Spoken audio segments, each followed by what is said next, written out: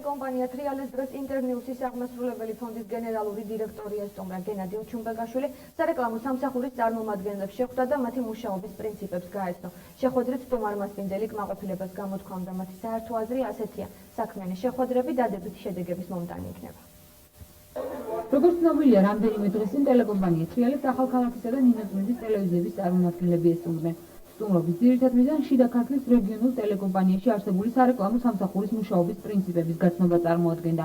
სტუმრების და მასპინძლების იმედოვნება, რომ საქმიანი შეხვედრა დადებითი შედეგის მომტანი იქნება.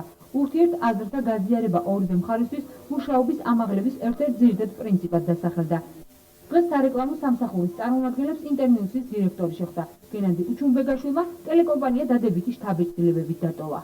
მე ძალიან მომეწონა ვირტუალური სტუდია, რომელიც ბაგრიმ გააკეთა, ძალიან კარგი არის და რაც ყოველთვის ჩამოვდივარ და ყოველთვის რაღაც ახალს ნახულობ ხოლმე ტელევიზიაში. გავიცანი ამ ჩვენი სტუდენტების საქმიანობას, ის ჩვენ გვაქვს ესეთი პროექტი ახალქალაქის ტელეკომპანიიდან, ნინოწმინდის ტელეკომპანიიდან და სტაჟირებაზე გამოვაგზავნეთ ახალი სარეკლამო სამსახურის თანამშრომლები.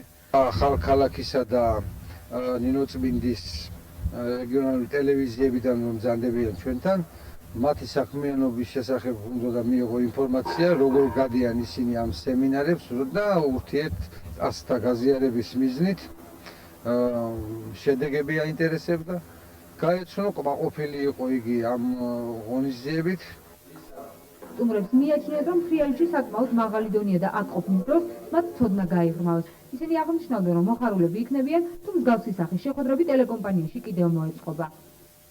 საუბარი რომ როგორ ისწავლეთო, რა გააკეთეთო, რა შრებოდთო, ისწავლეთ თუ არა, რამე გაიგეთ თუ არა.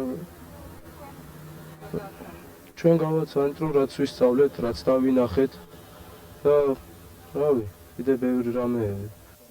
ერთკვირიანი შეხვედრები ხვალ დასრულდება. ხოლო სტუმრები მასპინძლებთან ერთად ექსკურსიაზე გამგზავრებას გეგმავენ.